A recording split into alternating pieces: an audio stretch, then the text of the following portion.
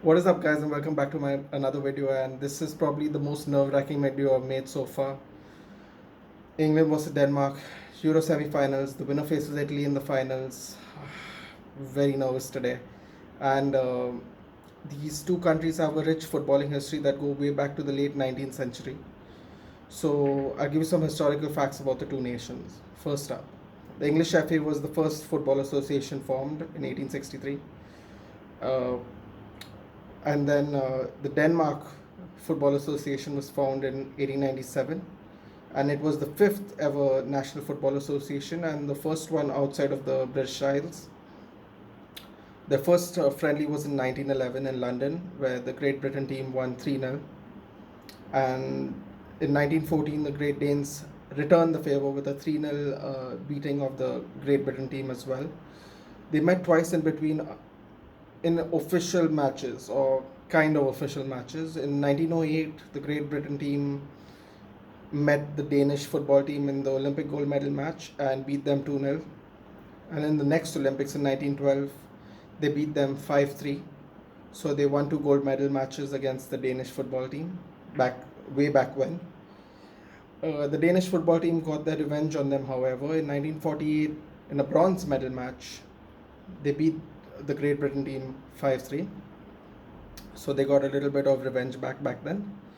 One of the stars from that Danish team, Eigil Nielsen, actually founded what today's structure of the ball is, because he used to work in the leather industry back in England, I believe.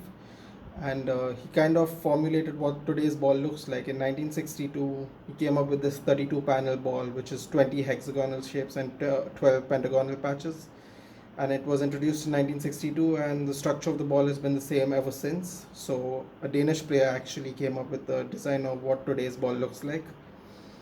So those are some of the historical facts between the two teams. So the head-to-head record between the English and the Danes are as follows. England has 12 wins, Denmark has 4 wins, and there have been 5 draws between both the teams in official matches.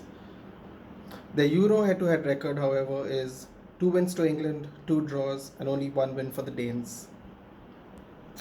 However, the Danish team has the edge in recent meetings. They won a 1-0 victory over England in October 2020, where Christian Eriksen, the talismanic captain of the Denmark team, scored a penalty against nine-sided England to grab the victory.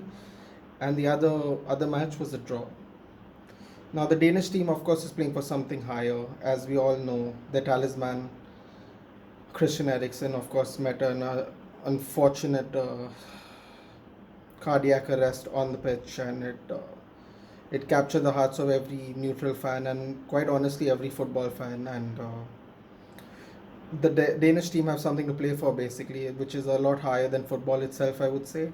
And I think Denmark is really everybody's second favorite team. So, there's going to be a lot of people rooting for Denmark. England have lost 4 semi-finals.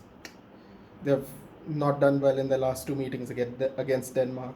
So, there's a lot riding against England, but as we saw, they have broken a few records in these Euros that no one expected them to. So, England could ride that momentum all the way. They have to get past this hurdle, though. They have lost 4 semi-finals now in major competitions, so there's a lot of pressure on the English team. Personally, I think England will have what it takes to get over the line. I think they're going to continue their run of clean sheets, which, by the way, is the record for anyone in a major tournament in any country, any kind of tournament, international tournament. So England have that record, which is good, and I have a strange feeling they're going to continue with that record at least up until the final. I think the Three Lions are going to get it done 2-0. Unfortunately, this is the end of the road for Denmark, in my opinion, but we're going to find out soon enough. So, guys, it's half time and bit of a nerve-wracking game, little end to end. Mikkel Damsgaard with a fantastic free kick. Jordan Pickford should have put his hands to it. Unfortunately, he did not.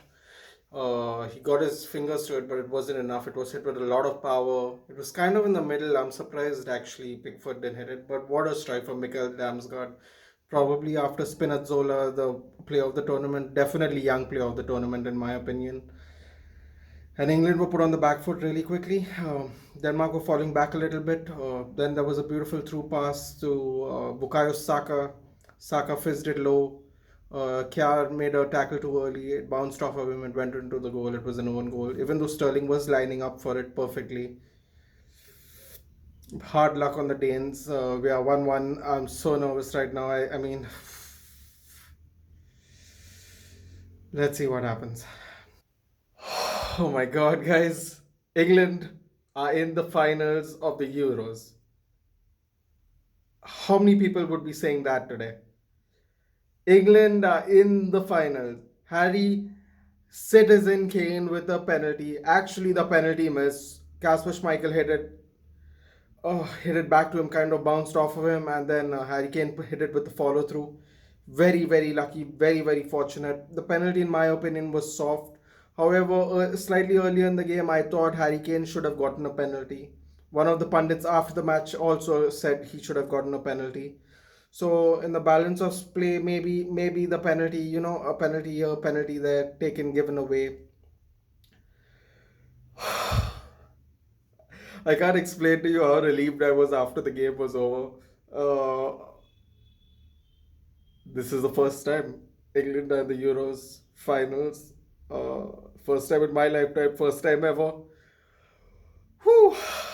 Oh my god, this game is going to be cracking. The Three Lions versus the Azuri. I can't wait to see what happens. I'll see you in the next one, guys.